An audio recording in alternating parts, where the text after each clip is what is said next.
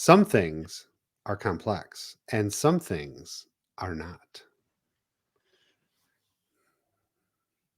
Well, I guess on that note, I'm curious.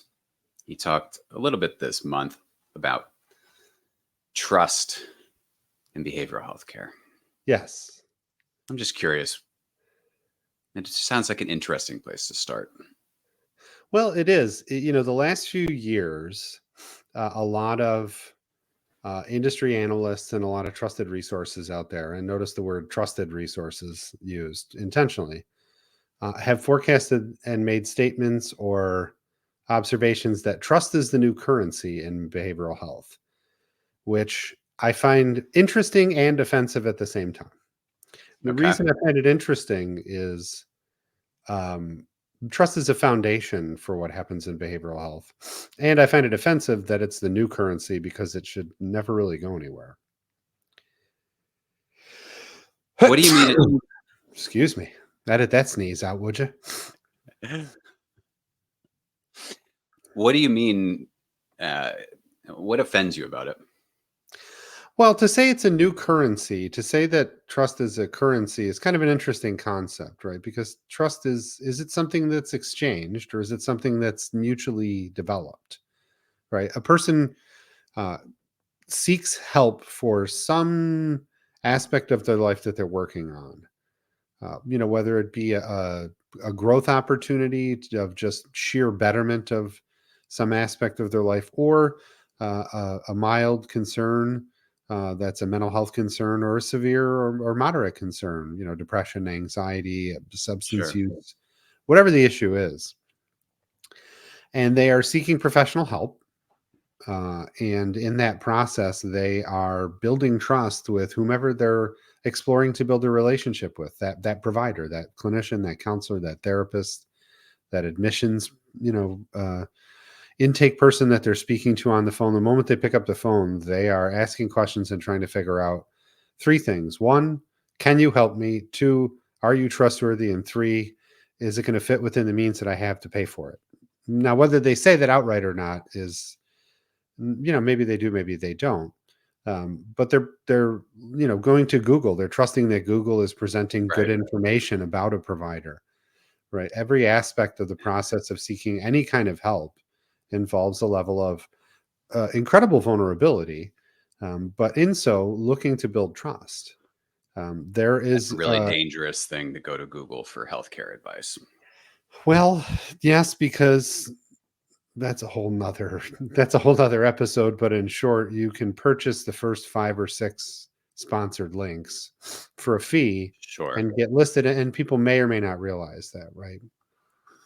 And just because you say something on a website and a web browsing system like Google or Bing or Safari or whatever uh, lists it, doesn't mean that it's true, valid, or accurate, or precise. And accurate and precise are two different things, right? Accurate, I Yeah. hit the target. Precise, I hit the target where I wanted to. So Well, that and just like you said, I mean, it is a diversion. I mean, it is about trust in healthcare and behavioral healthcare. It is a bit of a diversion into a rabbit hole around, online marketing practices and things like that, which, which again is an interesting dialogue. I didn't mean to kind of take us on that path by any means. So we'll kind no, of but come back a bit to that like idea of it being currency and But trust. it is a good example though, because it's the kind of thing that when that's what's offensive to me when people say it's the new currency. It's been a currency in the process. I don't like the idea of currency. I don't like it. I don't like thinking of trust as something that is exchanged. Ah, Uh, in that way. To me, that's the part that I have the greatest difficulty with. It's like, well, finding providers that you trust and accessing care that where people understand you. And that's mostly when people are writing about this or talking about trust is the new currency in behavioral health. They're often highlighting incredible disparities that exist in people's experience in seeking help and feeling understood by the people that are providing care. I love how you brought it back because it feels incredibly transactional when you frame it that way, right? So currency in a transactional experience, right? So I have something to give, you have something to give me, but there's a transaction, at least to me, when I hear that, right? With the way you describe it, it feels very transactional to me. Indeed, and I think that that is the part where, again, people aren't intending to put it in transactional terms, but labeling that way makes it transactional. Sure. um, and I don't, I don't find that to be my experience. Although a transaction may take place, goods for services, fee for service, for example, of the most Right. common form of compensation for services in the market today. Um, Although that is present, to me, that's not the principle on which the relationship should be grounded, founded, and grown. So if you're to shift the verbiage or the language we're using to represent, like what does trust represent in behavioral healthcare right now? So instead of, I mean, what's a way that you decide to replace the word currency with something that's a bit more representative of what trust actually means in the space?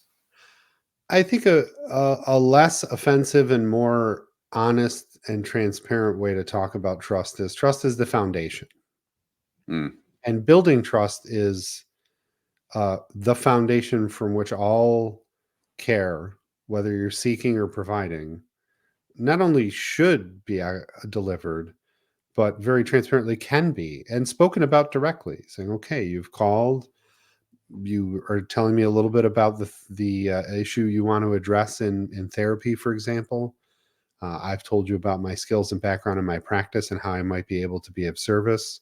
right. Do you think that's a good fit? Right? There's an exchange, of course, but really taking the time to understand someone and their needs is more than just filling out an online form, seeing if the criteria meets what's reimbursable by your practice, or within your scope of work. And scope of work is another one where lots of providers have a lot of different skill sets, and maybe they take on working with an issue with someone that maybe they've had a little bit of training in, but maybe they're not experts in, but they pose themselves as experts in a particular subject, right? That's not very trustworthy behavior to me.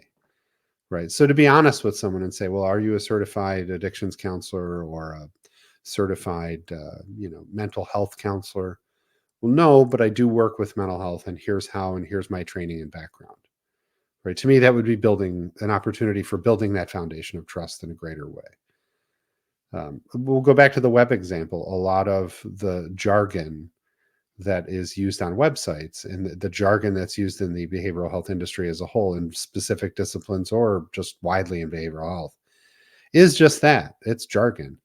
And people need to use it, because if you don't use certain words on your website, then you won't rank accordingly. They call it search engine optimization, right? Your web page won't make it to the fifth page of Google, let alone the fifth slot on the first page of Google, for Right. example, right? There, I so mean, there's and we're that. Yeah, and we go through that. I mean, even right now, right, going through a redesign of the site, and I've told you and many digital marketing companies over the years, it's a hill I was willing to die on for a long time, is to not use a lot of the jargon that generates web traffic, just because of this philosophical belief that we should represent who we are and what we believe in and how we believe in it, and that we don't want to fall into the traps of using meth addiction on websites and things like this. And but there is a very real balance between how do we stay aligned with who we are from a values perspective and within our own personal and organizational integrity, but at the same time to to get people to your website to access the services you have. There's just that there's a fine dance and a little bit of an art behind how to position yourself. So I know it's something that we're going through right now. It is, and it's certainly a challenge and I think fundamental to this, of being able to be transparent, but ultimately to be truthful. That's that trust piece again. And for someone seeking help, they may not know what's really happening for them. They may have an idea that they're having these challenging experiences and they don't know why or what, or maybe they, have had a specific experience in their life, that has created some distress in their life, and they want to work on that. So they may know the what happened, but how it's affecting them beyond a certain point, they may not know. So being able to have trustworthy sources that really understand them and are attuned, and aligned with their beliefs and values. A lot of the challenge in our industry today, specifically in the addiction treatment segment of behavioral health, is that there isn't one way to treat everyone. There isn't one methodology. There isn't one pathway to recovery from, substance misuse, abuse, and dependence that is uniform and systemically accepted across all providers, right? There's Sure. multiple pathways to entering care and multiple pathways for evolving a recovery, right? We at C4 use the definition of recovery as the restoration of one's humanity, full stop. So whatever's stopping you from being the best you, how you Yeah. define you, is our definition of what entering recovery can be. And so with that in mind, a lot of providers are really challenged because they have market differentiators, as the expression goes, the Sure. jargon, right? And it's the modalities that they use in their practice to provide addiction treatment.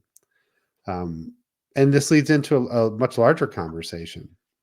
One of the great challenges for the behavioral health industry is that there aren't uniform standards for practice as there are in other healthcare disciplines. So, for example, with cardiac care issues, it's well established that when you have high blood pressure, there are lots of different pathways to reduce that high blood pressure, but they're measured. They know that certain medications are going to have a certain impact to lower your blood pressure. They know certain diet changes, certain amount of exercise, certain lifestyle changes. Um, they know, say, for example, in other areas of healthcare, when you go to the hospital and you've had a snowboarding accident and you've broken your leg, they know essentially how many wraps of bandage they're going to need to use, approximately within a very defined range, what that whole process is going to be like. Approximately how many weeks is it going to take for your bones to heal? Did they Yep. have to measure it along the way? Absolutely, because everybody's healing journey looks different. Everybody's genetics are different. Their responses to medications are different. But things like diabetes, right, really well studied and well understood. And we know prescriptively, what can be done to help someone manage that. With behavioral health issues, it's much more complex. It's not as simple as many people want it to be, in that a lot of these issues are multifaceted, they are interdependent, they are co occurring, as the term is. They occur at the same time and influence each other. There's a whole argument put forward by a very famous author, Gabor Mate, that says at the root of all addiction is trauma. And so if you treat the trauma, all addiction issues can be resolved. And some people really embrace that perspective, and others say, well, for a lot of people that's true, but is it true for everyone? Is that a universal truth? So we talk about Well, care in this way, right? Trying to measure that stuff, trying to have these prescriptive pathways, trying to build healthcare systems and all these things around it becomes really challenging. But at the center of all of it is trust. yeah. And when it comes to it, I know we talk a lot about that. Even if we do believe in, Gabor's work or others' work around how trauma and substance use and mental health are, can be one and the same, or people use substances to alleviate the symptoms of trauma and things like that. There still is a very real element for most folks of addressing the very basic needs first and foremost, which are safety and security and housing and paying your bills. And, still out there are a variety of people, um, saying, oh, yeah, well, if you treat the trauma, the substance goes away. But it's actually like we got to help this person get a job and pay their bills. Yeah, no, often, very famously, Maslow's hierarchy of needs, right? Safety, security, housing, you know, fundamental essentials of a safe, stable life. come before socialization and all those things. If those things aren't accessible, available, and consistent, then all the other things you pursue are really window dressing. You're really not addressing sustainability for restoration of one's humanity. That's for sure.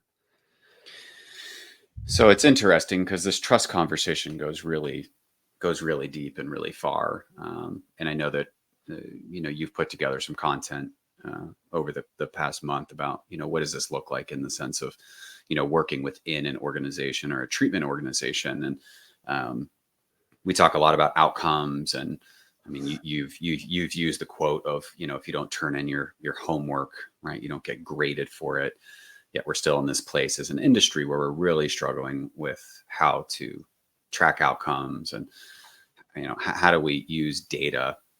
And this blends a bit into compliance and some other things. But I guess I'm just curious, when you think about from an organizational standpoint and provider standpoint, and trust, like what are some of the things that come to mind for you when you start to think about trust within a provider organization? Certainly, being able to have accessible, understandable, and easily shareable information, right? To your point about data. Specific to providers, I think about measurement based care, meaning a way to track and measure the care we're providing to improve upon it, to not just measure its impact and outcome, but its practical efficacy. Like, really, is it working or not working? And if so, why? And if not, why? And not only if not, why? If not, what are we going to do next since this approach isn't having the desired effect that we want? I think measurement based care for providers really is the way to think about things. And it is showing your work, right? The classic example I've written about recently is, when you're in math class, you can get the right answer, but if you don't show how you got the right answer, you don't get to achieve full credit for the work. So just, for a provider, very simply, have a way to very clearly show how you arrived at the desired outcome. And the truth is, when it comes to trust, this is the perfect way to build trust when you're working with someone saying, I understand you're having this issue. Here is the approach that I would like to take with you. Here's how it works. Here's why it works. Here's how we're going to measure progress along the way. Here's what you need to do. Here's what I need to do to support you in that process as a resource. And here's what we not just hope will happen, but we're going to measure towards. And if there are things that aren't working along the way, we'll stop at each piece and look at why isn't it working, and is there anything we can do differently before we just abandon that whole plan. We've taken time to do proper assessments, right? So assessment from the very beginning is the beginning of measurement based care, and then carrying that assessment Right. process onward is really building trust, right? And growing trust, right? How explaining to someone in clear terms rather than just jargon and saying, okay, here's your treatment plan, here's what it is, here's the objectives, sign here, which is a way that people do it sometimes. A more, I think, effective and impactful way is to say, okay, what do you think you need to do? Okay, let's make sure we include that. What works for you? Have you ever tried, this particular approach? Oh, what was the outcome? Well, tell me about that experience, right? Oh, well, so part of that worked, but part of it didn't. Okay, well, let's make sure we tap into the what worked, and then let's be aware of the why it didn't work and see if we can incorporate that. And being able to document that through the process of care, that information along the way, and continuously measure. So using validated approaches and instruments, right? The language in the behavioral health industry is evidence based care, but there's also practice informed experience, right? So the evidence may not be there, it may not have been validated by a third party, but something works from experience, and you have a way to then measure that outcome and say, all right, here's the time in which, it's like a very simple process to talk about a SMART goal, as many people do these days and have adopted, but it's that, measurable, process. And you look at it and say, here's what we're going to do. Here's when we're going to check in. Here's where we're going to evaluate. Here's where we're going to shift if we need to. And then we're going to say, well, did we achieve the outcome we wanted? Yes or no? And it's not an all or nothing outcome. It might be a progression of you're thinking less depressive thoughts. You're having fewer experiences of having thoughts of harming yourself or ending your life with very severe depression, right? You are more apt to answer your phone, right? As to where when you've been severely depressed, Sure. the phone rings and it sends you further into that retreat and that isolation, right? So your symptom reduction or symptom management shows some change, right? And then other health oriented behaviors are measured as well. So it's not just about stopping doing certain things; it's about doing new things, adding new coping skills, new mechanisms. So how is that practice going? Are they becoming more regular and less foreign to you? So if a goal for you is to, often in therapy around resolving trauma, people lack resourcing and grounding skills, right? They get really anxious and they don't know how to get recentered. So some very foundational resourcing and grounding skills is a great place to start. And measuring that progress with people is super easy to do. It does not require a whole lot. It doesn't take much effort and takes very little time, but it's super impactful for someone in their experience of being able to say, oh, wait, I got activated by this experience and I did some of those breathing exercises and it didn't make the experience go away, but I felt like I had more space to deal with it than I did yesterday. Awesome. Okay, well, that's a measurement. All right, that's progress. Well, let's keep working on that and keep measuring it. And so for providers, it's really taking all this information and being able to share that experience and those outcomes, the result, in a meaningful way. And to have all of your care built from beginning to end of the process, so pre-admission all the way to post-discharge care. A lot of times when people talk about outcomes, they get very focused on post-treatment outcomes. When the reality is there is so much that happens inside the care experience that needs to be measured, documented, tracked, and understood, that within, you know, 4 to 8 weeks, you have months of data to look at and Right. lots of measurements to demonstrate how effective your care is. The long-term results are meaningful, but not nearly as meaningful as those change results along the way, because that's how you actually show your work, right? It's not just, I got the A, the person made long-term change. It's, how did I get there, right? Did I steal the answer from someone? Did I copy off Chris's test? That's how I got Yeah. the A. Well, no, that doesn't really work in behavioral health. So, I So, mean, you know, I think about this often, and I know in with a lot of the clients we work with, what you just described, right, sounds like there's a lot of complexity to it, but also sounds simple in some way. And the implementation of that seems to be a real struggle for folks. Otherwise, everyone would be doing it, right? Everyone would be doing what you just described. So I'm curious from your lens, like, why is there such difficulty or challenge with integrating really measurement based care into practical application of the delivery of care? it's interesting you ask that question because I think the fundamentals of it have to do with that idea of compliance that you referenced earlier. And it comes down to the culture of the organization. If the culture of the organization is grounded in compliance and it's sufficiently there, then measurement based care is a normative part of the experience.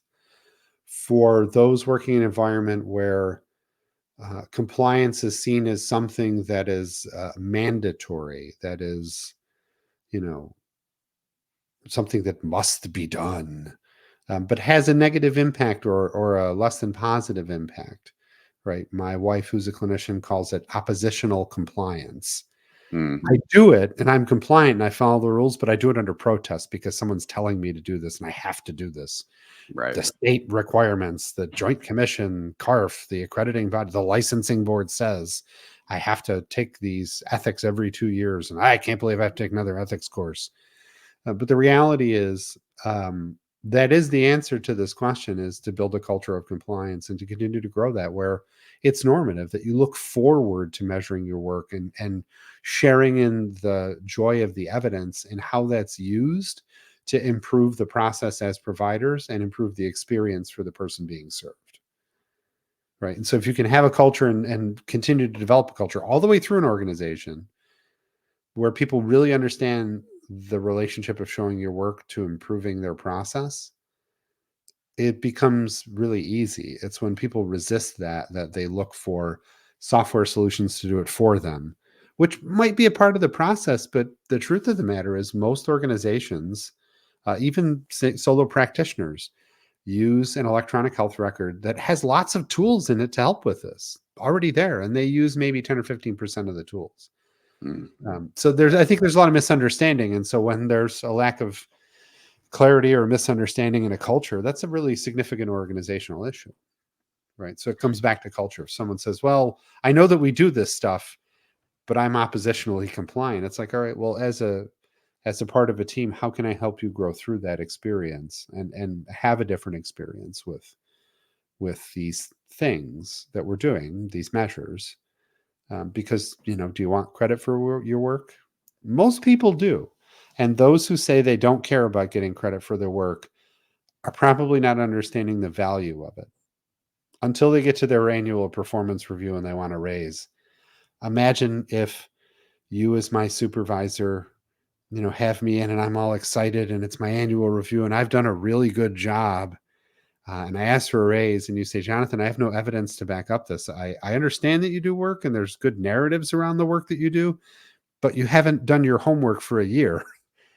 You've not done any of the things that you've needed to do. So how am I to value your work? Just on the narrative or based on the data and the evidence that shows that you did your homework along the way, and that not only have you earned it, but you've earned more than you've asked for, because I believe that to be true. But because you didn't do your homework, I'm not able to give you a raise. That would be a very painful experience for me. And so most of the time we look at compliance through the lens of, state regulatory bodies or the Joint Commission or CARF, right? They're like synonymous with this idea of compliance. And we have to do these things in order to remain in good standing, right? But what I'm hearing you say is actually shifting the narrative around compliance or the ideation around compliance to if we're an organization of excellence, which I think a lot of people would probably have that on their values as an organization or something. But if we're really talking about excellence and showing up as an organization in that way, it's actually that's really what compliance is showing us not only internally, but to our stakeholders, to our participants, to the community at large, that we are an organization of excellence. And how we actually demonstrate that and show that is through our efforts around compliance, and that being a cultural standard. And also then that lends to the idea of trust. There's a whole state that has one of my favorite mottos ever. And although I don't live in that state, I love their license plates. And it says, show me at the bottom, right? The show me state. The whole state. That's their motto. What is the show me state, by the way? I'm going to leave that to the audience. That's one of those things you can Google and then see if Google will give you the right answer. It's a fun little exercise, right? But I don't want to do your homework for you. I'll let you look that one up later. Well, and again, I have this follow-up thought that's, really this, like, how do we redefine compliance? Because you're right, even as I hear that and understand what you're saying, and these are conversations we have regularly, there still is such an oppositional experience to compliance. And I think there are people I'll bring it back to the software side of the space, where you've got like Hatch Compliance and you have Simplifiance and you have some of these really amazing software platforms that are helping organizations with, the technical side of compliance. It really comes down to, from an industry, for us to be able to look at and say, look, this is not a bad thing. This is not something we do just because, the Joint Commission's coming back out for, an audit. How does this become part of the conversation as we are building organizations, starting companies, buying companies, growing companies, or reassessing where we are and where we want to be?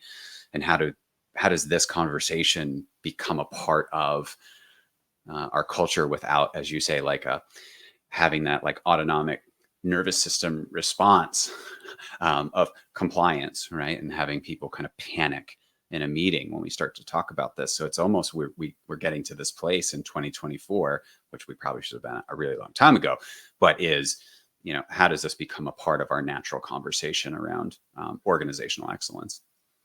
Well, I think it's a conversation that does come back in cycles in the behavioral health industry. I've had the privilege of being a part of our industry for almost 29 years now, and there are periodically pushes towards deepening compliance as a cultural norm. And I think there are a lot of different ways to look at this. I don't think there's one aspect. So I'm going to talk about a few different ones.